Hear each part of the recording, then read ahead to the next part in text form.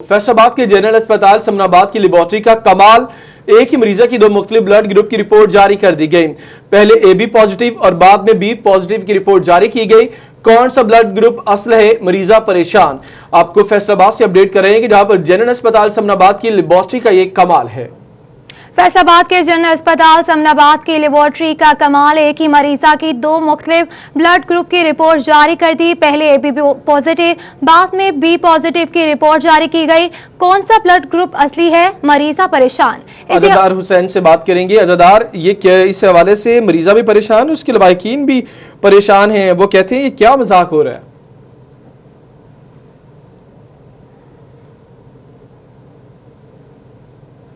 बिल्कुल, फैसलाबाद जनरल अस्पताल समनाबाद की लेबोरेटरी का कमाल है कि एक ही खातून की दो ब्लड की मुख्तलिफ जो है वो रिपोर्ट्स लेबोरेटरी की जानिब से जारी की गई है, जिसमें जो कहा गया है कि पहले तो AB पॉजिटिव की रिपोर्ट जारी की गई और बाद में B पॉजिटिव की जो रिपोर्ट लेबोरेटरी की जानिब से जारी की गई। मुतासरा जो मरीज़ा है इसका नाम आयशा है और ये फैसलाबाद D टैप कॉलोनी की रहायशी है और बाद ये बैरून मुल्क मलेशिया गई और वहीं पर इसकी जो थी वो शादी हुई और शादी के बाद ये वहीं पर ही रह रही थी और अब डिलीवरी के लिए जब वो पाकिस्तान आई है, अपने आबाई इलाका D टैप कॉलोनी पहुंची है, तो इसके अहले खाना की जानिब से मुतासरा मरीज़ा को जनरल अस्पताल समनाबाद दाखिल करवाया गया।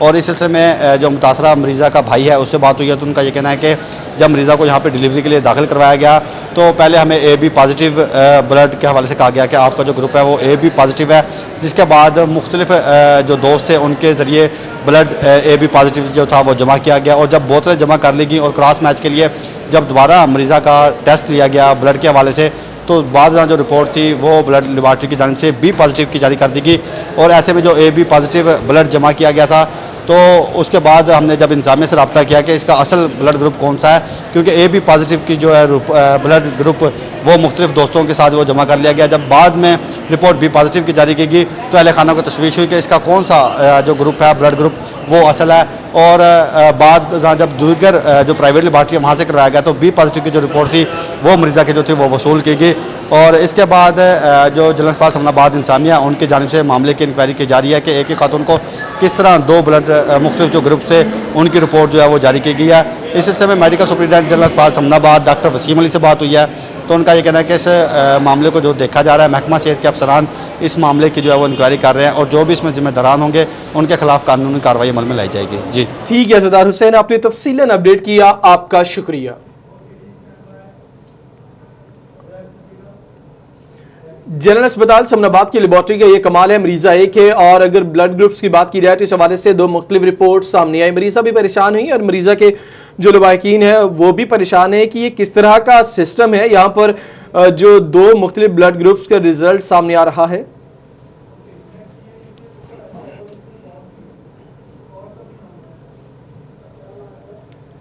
आपको यह सूरत हाल के हवाले से बताया कि MS अस्पताल डॉक्टर वसीम अली ने क्या कहा, मुलाहिजा कीजिए।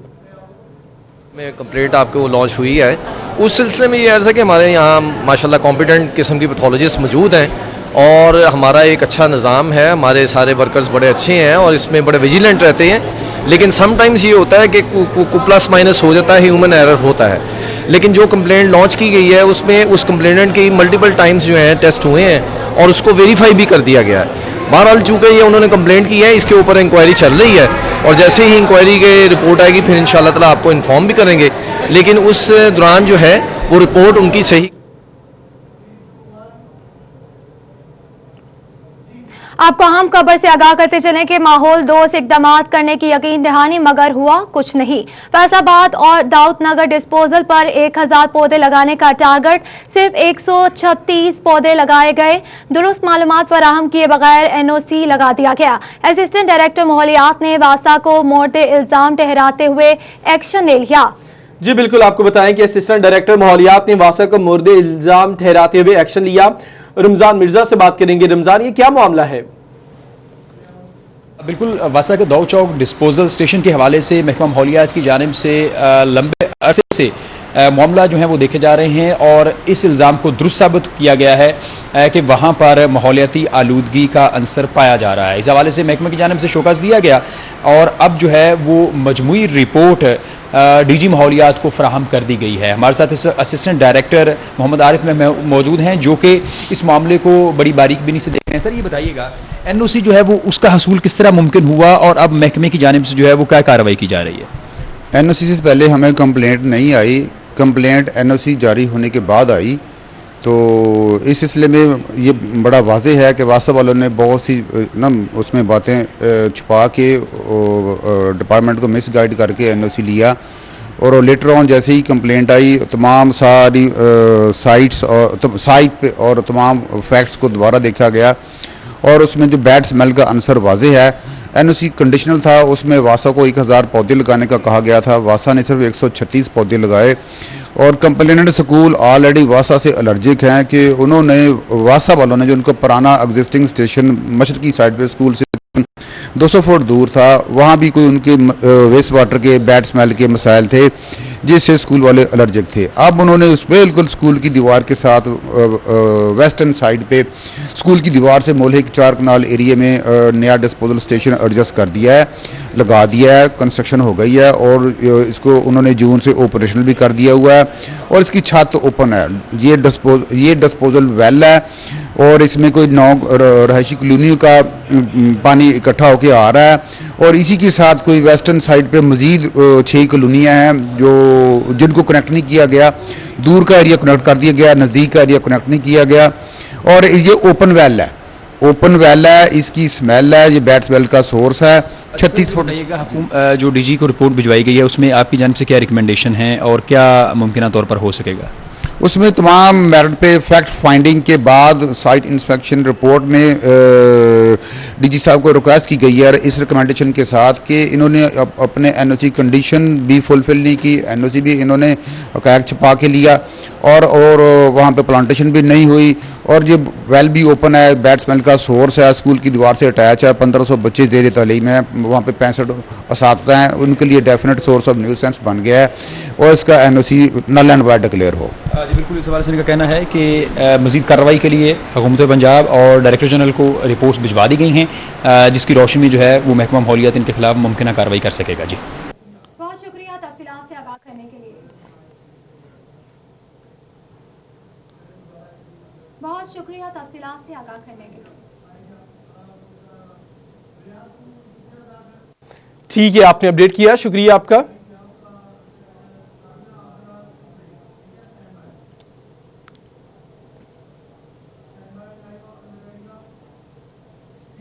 जंग में महकमे माहौलियात स्मोक सीजन से कबल मुतहर्रिक है। महकमे माहौलियात जंग ने नाकिस ईंधन इस्तेमाल करने वाले 159 भट्टों को नोटिस जारी कर दिए। महकमा माहौलियात ने जिला भर के भट्टों से जिगजैग टेक्नोलॉजी पर मुंतकिल करने की हिदायत कर दी। जंग में महकमा माहौलियात स्मोक सीजन से कबल मुतहर्रिक। महकमा माहौलियात जंग ने नाकिस ईंधन इस्तेमाल करने वाले 159 भट्टों को नोटिस जारी किए।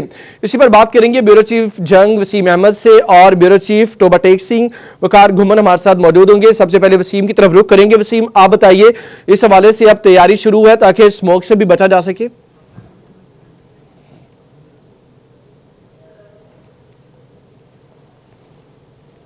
पंजाब भर की तरह जंग में भी स्मोक सीजन से कबल जो तैयारियों का सिलसिला है वो शुरू कर दिया गया है। महकमा माहौलियात ने जो स्मोक का सबसे बड़ा जो मसला है वो भट्टों से खारिज होने वाला जो धुआं है वो बनता है, जिसको कंट्रोल करने के लिए महकमा माहौलियात ने भट्टों पर जो विजिट है उसका आगाज किया है, और 159 के करीब जो जंग जिला भर के भट्टे हैं उनको नोटिस जारी किए हैं, जिसके तहत तमाम भट्टे जो है वो अगर अपनी जो ईंधन है उसको बेहतर नहीं कर सकते तो उनको बंद कर दिया जाए। इसमें इस हवाले से हाई कोर्ट ने भी एक जो हिदायतनामा जारी किया था कि जो भट्टे जो है वो नाकस मटेरियल इस्तेमाल करेंगे उनको 7 नवंबर के बाद जो है 31 दिसंबर तक बंद किया जाएगा, लेकिन उससे कबल ही क्योंकि स्मोक का सीजन तकरीबन शुरू होने वाला है, इसके मलहूज़े खातिर रखते हुए महकमा माहौलियात ने भी अपना जो सिलसिला है वो शुरू कर दिया है, और जिगजैग टेक्नोलॉजी के तहत जितने भी भट्टे हैं उनको उस टेक्नोलॉजी पर मुंतकिल करने के लिए उनको हिदायत जारी की जा रही है। इसमें आपको बताता चलूँ कि जंग में अभी तक महकमा माहौलियात की तमाम तर कोशिशों के बावजूद सिर्फ 9 भट्टे जो है वो जिगजैग टेक्नोलॉजी पर मुंतकिल किए जा सके हैं, जिसके तहत रवा साल भी जो महकमा माहौलियात ने स्मोक सीजन में स्मोक से बचाव के लिए 159 जो भट्टे हैं उनको नोटिस जारी किए हैं। जी ठीक है वसीम, इस हवाले से नोटिस भी जारी हुए हैं। वकार घुमन भी हमारे साथ मौजूद है, उनसे बात करेंगे। वकार, आप बताएं किस तरह की तैयारी है मुतलका इंतजामिया की टोबा टेक्सिंग में स्मोक सीजन क्योंकि शुरू हो रहा है और उसे बचने के लिए, ताकि इस हवाले से क्योंकि पिछले साल भी बहुत सारे प्रॉब्लम्स का सामना हो रहा, इस साल जो है कि सारी सूरत हाल से बचा जा सके।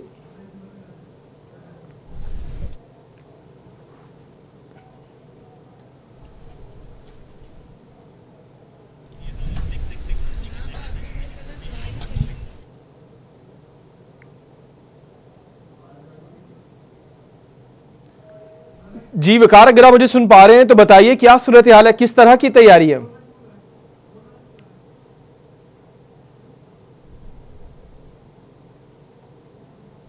जी बिल्कुल, डिप्टी कमिश्नर टोबा टेक्सिंग उमर जावेद की जानिब से एंटी स्मोक कमेटी को फाल कर दिया गया है और आज होने वाले इजलास में खास तौर पे जो जिगजैग टेक्नोलॉजी के हामिल जो इंटों के भट्टे हैं उनको 7 नवंबर से 31 दिसंबर तक बंद करने का फैसला किया गया है। स्मोक के तदारुक के लिए और भी फैसले किए गए हैं। ऐसी फैक्ट्रियां और कारखाने जहां पर धुआं छोड़ा जा रहा है उनको पहले FIR और उसके बाद उसको सील करने का डिप्टी कमिश्नर ने हुक्म दिया है। और इसके अलावा ऐसे यूनिट्स जहां पर जो बैटरियां हैं उनको पिघलाने का काम किया जाता है, डिप्टी कमिश्नर ने उसको भी सील करने का हुक्म दिया है। फसलों की जो बाकियात जलाने पर पाबंदी आयद की गई है और दफा 114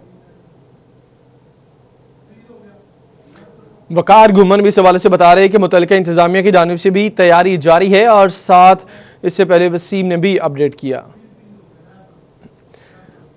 वकार घुमन बता रहे हैं कि मुतलका इंतजामिया टोबा टेक्सिंग से उनकी जानिब से स्मोक सीजन से बचने के लिए, यानी गुज़श्ता साल भी बहुत सारे मसाइल का सामना रहा मुतलका इंतजामिया क्योंकि तैयारी बर वक्त नहीं थी। इस बार कोशिश की जा रही है कि बर वक्त तैयारी की जा सके ताकि किसी भी मसले से निपटने के लिए इंतजामिया तैयार रहे और स्मोक से बचा जा सके। क्योंकि अगर गुज़श्ता साल की बात की जाए तो बहुत सारे मसाइल ऐसे थे जिसकी बाद आपको बताएं कि जो लोगों की जानिब से भी तनकीद की गई ज़िला इंतजामिया पर। ठीक है वसीम अहमद, आपने जंग से तफसीलन अपडेट किया और वकार घुमन आपने टोबा टेक्सिंग की सूरत हाल से मुतालिक अपडेट किया, आपका भी शुक्रिया।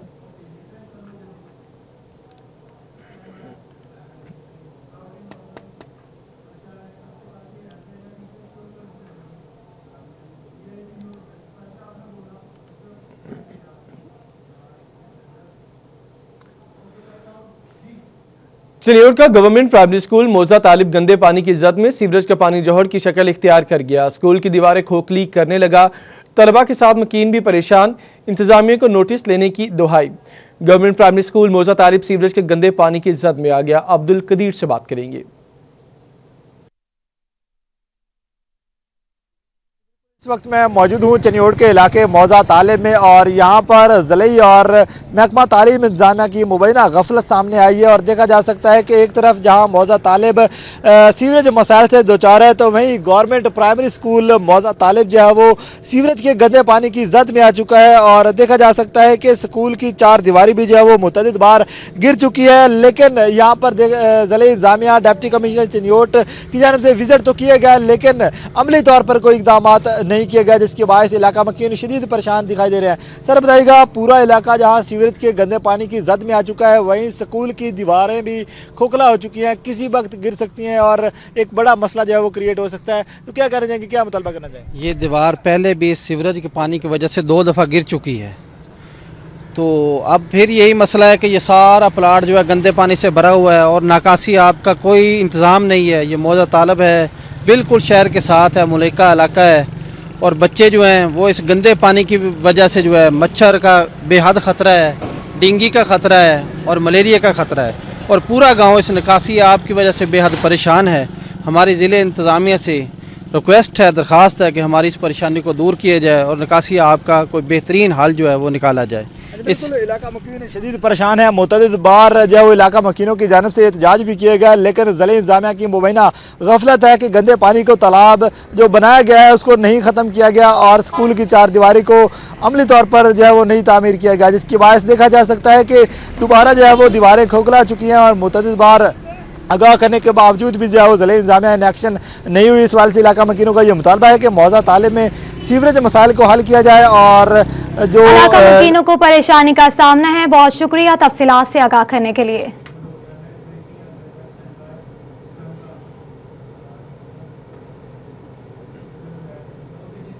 करते चलें कि जंग में 18 हजारी कॉलेज की तालिबात के लिए बुरी खबर। 18 हजारी कॉलेज में रवा साल भी तालीमी सफर शुरू न हो सका।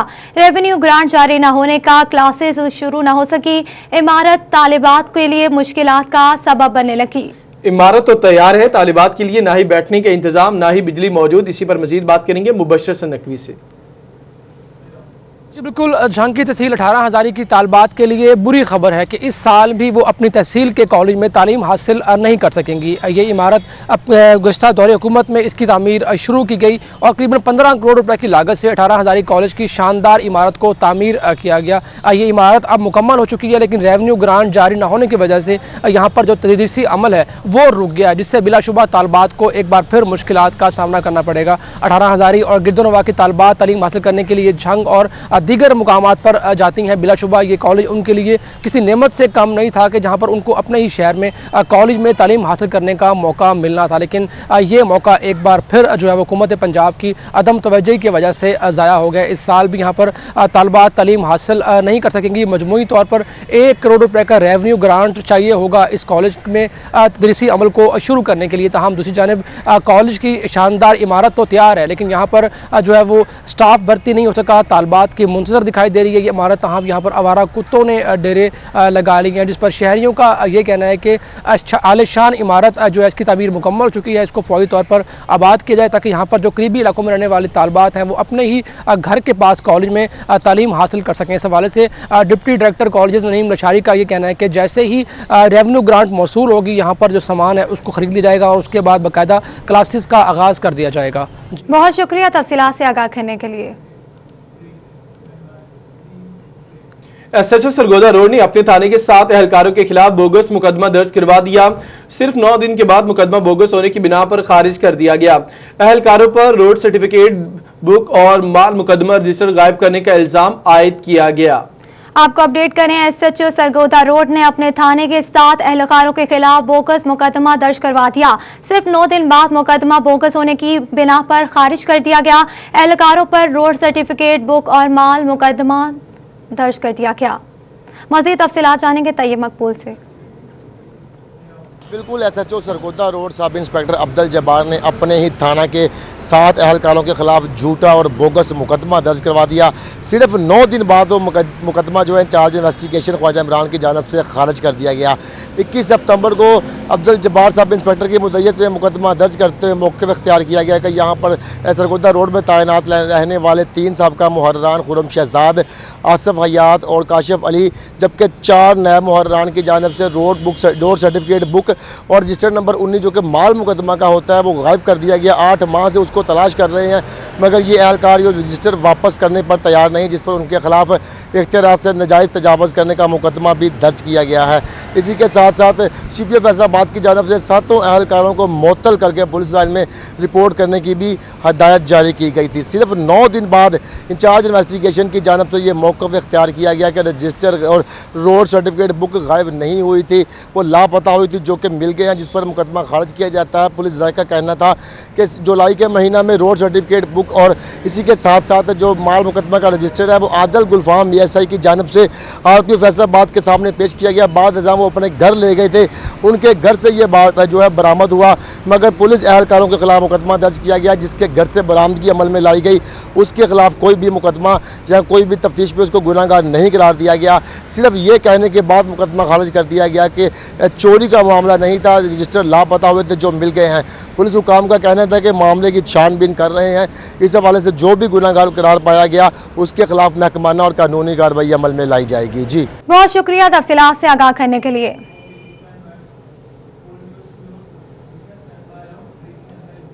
आपको अहम खबर से आगाह करते चलें कि चिन्योट में पोलियो टीमों को सिक्योरिटी मसाइल का सामना।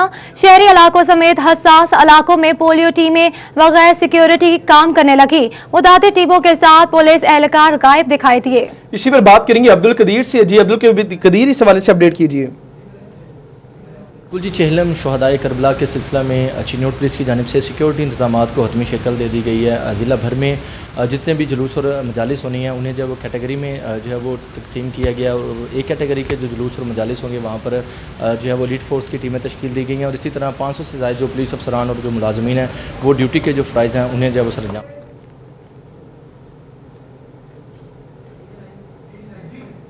अभी आपको ये बताया कि जड़ावाला थाना लुंडियावाला के इलाके चार सवनार में पोलियो टीम पर हमला हुआ है। पोलियो के कतरे पिलाना जुर्म बन गया। मुलजिमान ने पोलियो टीम को तशद्दुद का निशाना बनाया, जिसका मुकदमा थाना लुंडियावाला में दर्ज कर दिया गया। आपको अपडेट कर रहे हैं कि जड़ावाला थाना लुंडियावाला के इलाके चार सनार में पोलियो टीम पर हमला हुआ। पोलियो के कतरे पिलाना जुर्म बन गया। मुलजिमान ने पोलियो टीम को तशद्दुद का निशाना बनाया। इसी हवाले से मजीद जानेंगे राना एहसान अली से।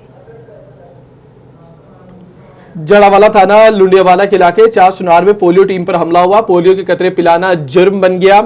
मुलजिमान ने पोलियो टीम को तशद्दुद का निशाना बनाया, जिसका मुकदमा थाना लुंडियावाला में दर्ज कर लिया गया।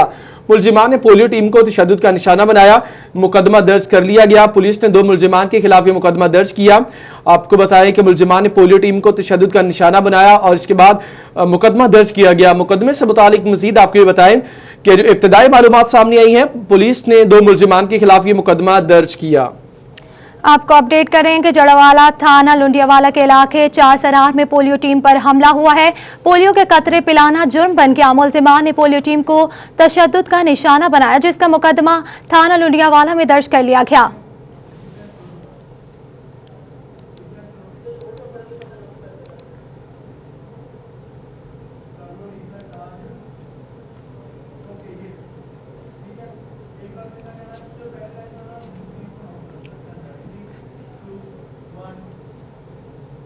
चिन्योट में पोलियो टीमों को सिक्योरिटी मसाइल का सामना। शहरी इलाकों समेत हसास इलाकों में पोलियो टीमें बगैर सिक्योरिटी काम करने लगी। अब्दुल कदीर अपडेट करेंगे। हाँ जी बिल्कुल, डिवीजन के बाकी जिला की तरह चिन्योट में आज इंसदादे पोलियो मुहिम का तीसरा रोज है और महकमा सेहत इंतजामिया जहां हसास इलाकों और शहरी इलाकों में इंसदादे पोलियो मुहिम के तहत पोलियो के कतरे पिला रही है, तो वहीं उन पोलियो टीमों को जो है वो सिक्योरिटी मसाइल का सामना भी करना पड़ रहा है। जिला भर में 603 टीमें काम कर रही हैं, जबकि हसास इलाकों की बात की जाए तो मुख्तलिफ ऐसे इलाके हैं जहां पर सिक्योरिटी होना ज़रूरी होता है, लेकिन 603 टीमें जिला भर में काम कर रही हैं और मुतअद्दिद टीमों के साथ देखा जा सकता है कि सिक्योरिटी एहलकार मौजूद ही नहीं, जिसकी वजह से जो पोलियो टीमें हैं उनको काफ़ी जो है वो दुश्वारी का सामना भी करना पड़ा है। इस वजह से जब हमारी बात हुई सादे पोलियो मुहिम के तहत काम करने वाली टीमों से, तो उनका यही कहना है कि पहले 2 रोज़ में सिक्योरिटी हमारे साथ मौजूद थी और हमें जो है वो काफ़ी मसाइल नहीं थे, लेकिन अब जो है वो पोलियो पिलाने में और 5 साल से कम उम्र बच्चों को पोलियो कतरे हसास इलाकों में पिलाने में जो उन्हें जो है वो काफ़ी दिक्कत का सामना है। तो इस सवाल से जो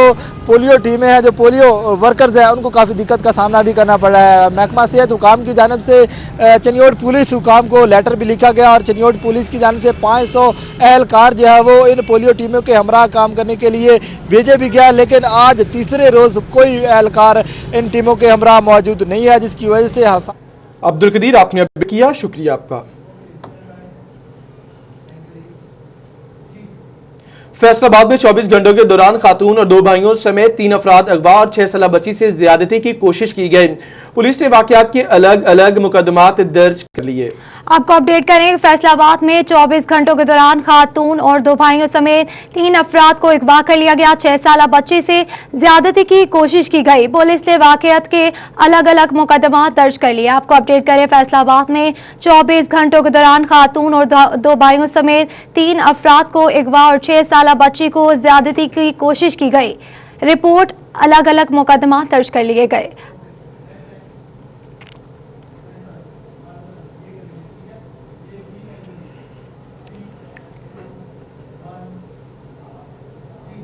अदालत में बतौर गवाह पेश न होने का मामला। अदालत ने 5 पुलिस एहलकारों के वारंट गिरफ्तारी जारी कर दिए। मजीद तफसीलात जानेंगे राना जाहिद नजीर से। केस में बतौर गवाह अदालत में पेश न होने पर एडिशनल सेशन जज नवीदुज़्ज़मान की जानिब से 5 पुलिस एहलकारों के जो है वो काबिल ज़मानत वारंट गिरफ्तारी जारी कर दिए गए हैं। इस हवाले से जिन पुलिस एहलकारों के वारंट गिरफ्तारी जारी किए गए हैं उनमें एक सब इंस्पेक्टर, एक ASI और कांस्टेबलान शामिल है।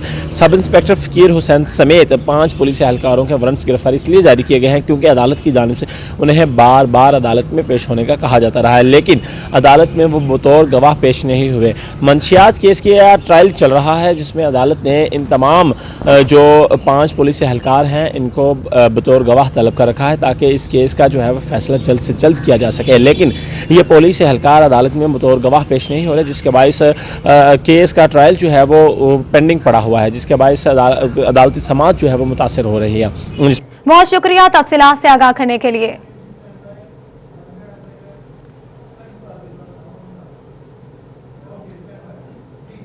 जंग में साइलिन को इंसाफ की फराहमी के लिए मुफ्त कानून मदद फराहम करने वाला बड़ा प्रोजेक्ट गैर फाल हो गया। लीगल एम्पावरमेंट कमेटी हुकूमत की जानिब से फंड्स की अदम फराहमी के बायस वकला की फीस अदा करने से कासिर है। इसी पर बात करेंगे अवैस खान से। तो बिल्कुल 2011 में बनाई गई फ्री लीगल एड सोसाइटी का मकसद जो है वो मुस्तहिक साइलिन जो कानूनी तौर पे जो है उनके अखराजात जो है वो बर्दाश्त नहीं कर सकते थे, उनका मुफ्त कानूनी मदद फराहम करना इसका मकसद था। 2017 में जंग के अंदर भी इस पर बड़े लेवल के ऊपर काम किया गया, वकला को भी जो है इस हवाले से नामजद किया गया जो फ्री लीगल एड के तौर पर जो साइलिन के लिए इंसाफ की फराहमी मुमकिन कर रहे थे। ताहम ये तमाम जो अमल है ये अब ठप होकर रह गया है। साइलिन को जो है मुफ्त कानून और इंसाफ की फराहमी का जो है मुमकिन नहीं हो पा रहा है। इस हवाले से मेरे साथ साबिक सदर और सीनियर एडवोकेट मुनीर अहमद सदाना मौजूद हैं, इनसे बात करेंगे। सर बताइएगा, आपके दौर में ये जो है लीगल सोसाइटी पे बहुत बड़ा काम हुआ, लिस्टें बनाई गई, वकला को नामजद किया गया, क्या वजह है कि ये कामयाब नहीं हो सका और साइलिन को मुश्किलात का सामना? देखिए, पहली बात तो ये है कि law and justice commission of Pakistan में एक्सेस टू जस्टिस प्रोग्राम के तहत हर डिस्ट्रिक्ट में एक लीगल एम्पावरमेंट कमेटी बनाई हुई है, तश्कील दी हुई है। वो रूल्स हैं 2011 के।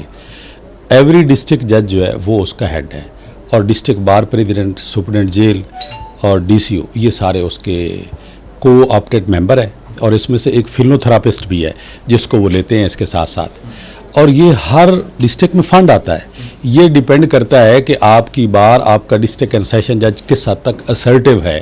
और वो जेल सुप्रीडेंट से लेते हैं नाम कि जो डिजर्वल लिटिगेंट है, जिनके डिफेंस करने वाले कोई नहीं है, वो अपनी वकला का एक पैनल देते हैं डिस्ट्रिक्ट बार प्रेसिडेंट, जो उस क्राइटेरिया के पूरे उतरते हैं और रोटेट होती रहती है। ये उसकी जो सर्विसेज हैं वकला की कि जो 5 ईयर की जिनकी स्टैंडिंग है उनको वो केसेस देते हैं। और ये फंड भी अकाउंट्स भी डिस्ट्रिक्ट एंड सेशन जज के अंडर है, ये किसी और के अंडर नहीं है। और केस के ख़त्म होने के बाद फ़ौरन इसकी पेमेंट हो जाती है। ये अब मुझे नहीं समझ आ रही कि ये क्यों डिस्ट्रिक्ट सेशन जज रिलेक्टेड हैं, क्यों बार के नुमाइंदगान इस पे काम नहीं कर रहे। ये फंड तो हर साल वापस चला जाता है और अगर ये फंड इस्तेमाल नहीं होगा तो वापस जाएगा। अपडेट करने के लिए शुक्रिया अवैस आपका।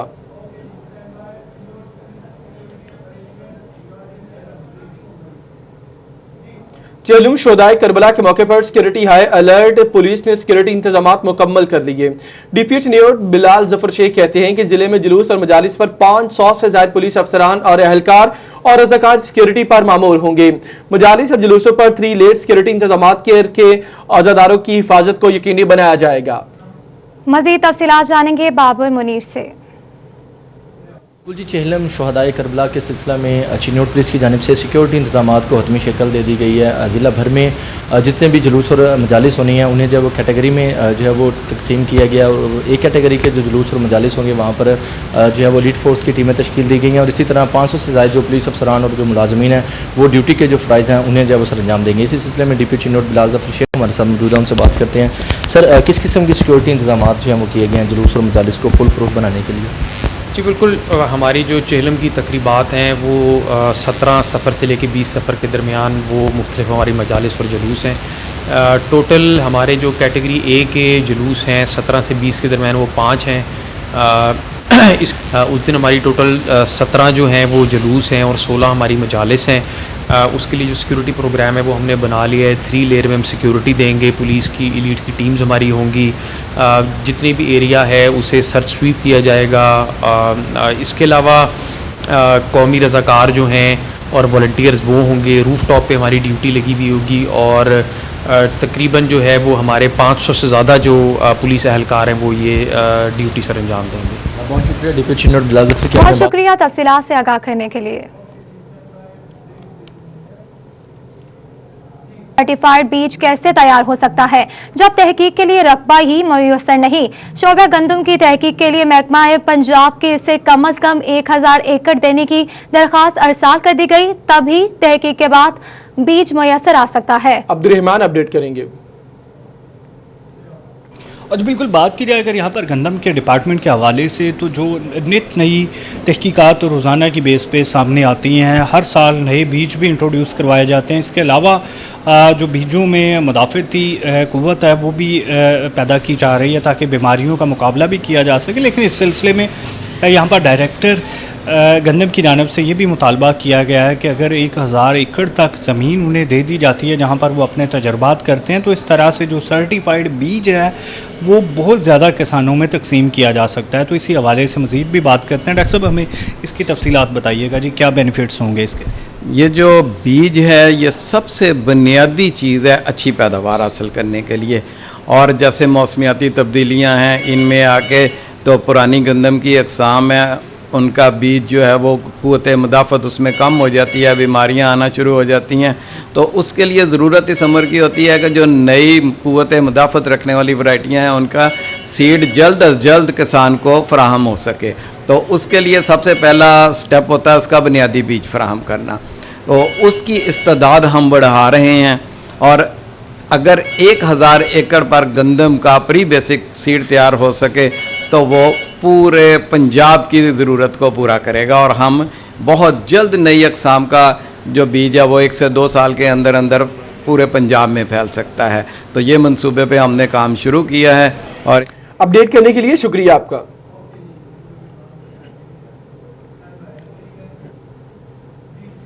चीनी हर घर की बुनियादी जरूरत है। हुकूमती इकदाम की लत पर काबू पाने में बेसूद प्राइवेट सेक्टर को चीनी बरामद करने की इजाजत मिली।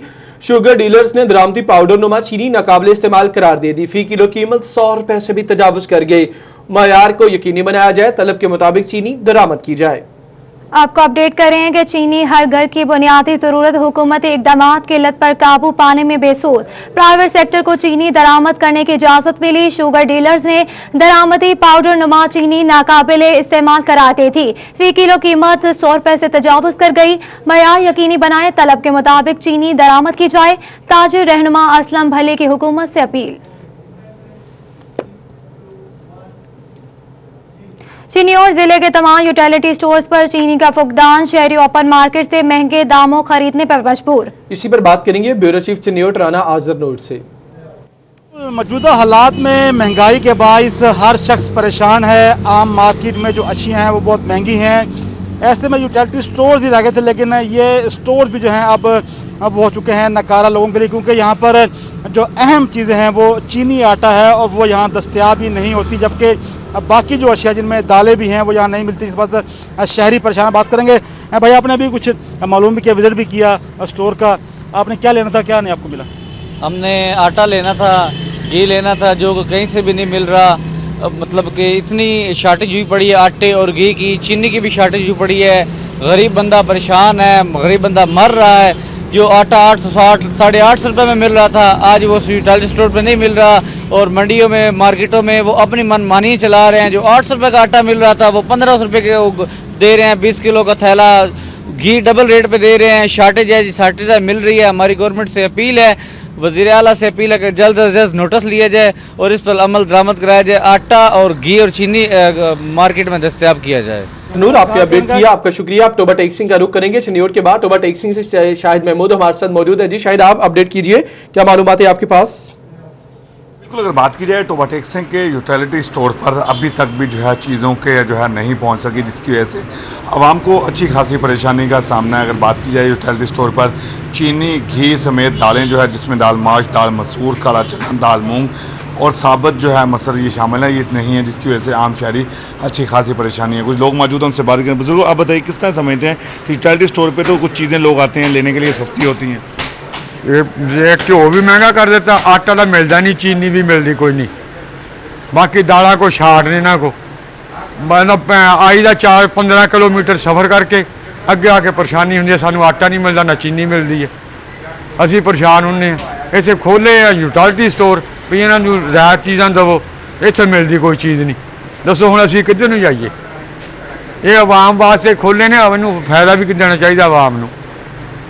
लिहाजा इस वास्ते इन्होंने चीज़ां जड़ियाँ पूरियां कीतियां जान, इन्होंने भी खिंचा जाए कि कोई बाहरों बाहर ना कढ़न, जिहड़ा बंदा आना उन्होंने दिती जाए।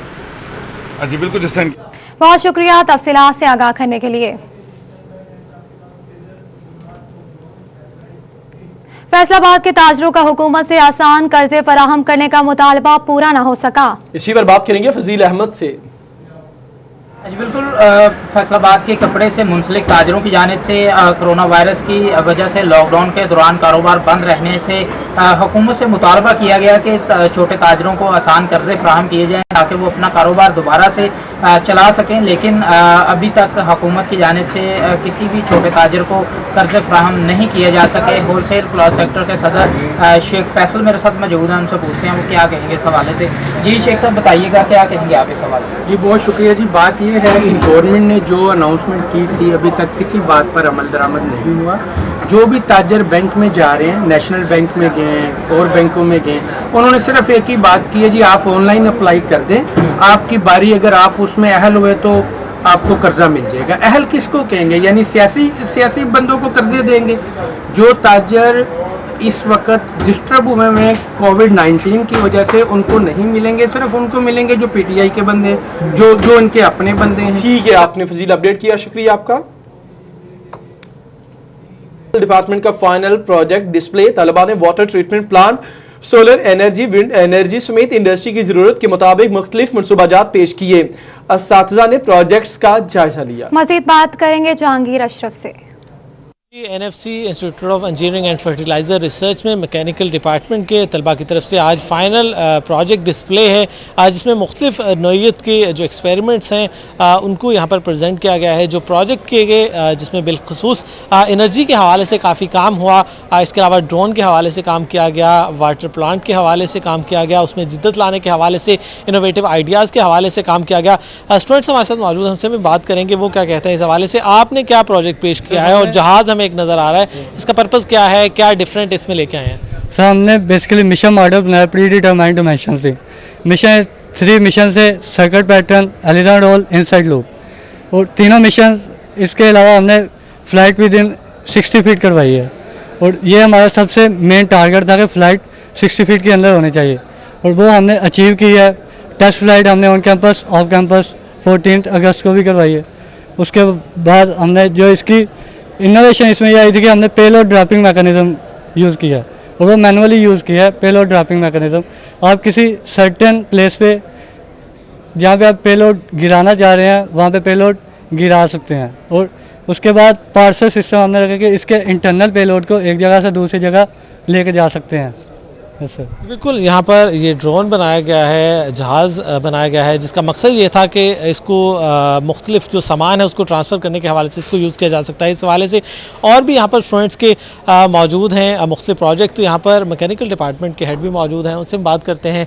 एनएफसी के डायरेक्टर भी मौजूद हैं अशरफ टूगर, उनसे भी बात करते हैं। सर बताइएगा कि आज यहाँ पर फाइनल प्रोजेक्ट डिस्प्ले है, क्या कहते हैं, कितना ज़रूरी होता है बच्चों को इंडस्ट्री के सामने मुतारिफ करवाने के लिए कि अपने प्रोजेक्ट को डिस्प्ले करें?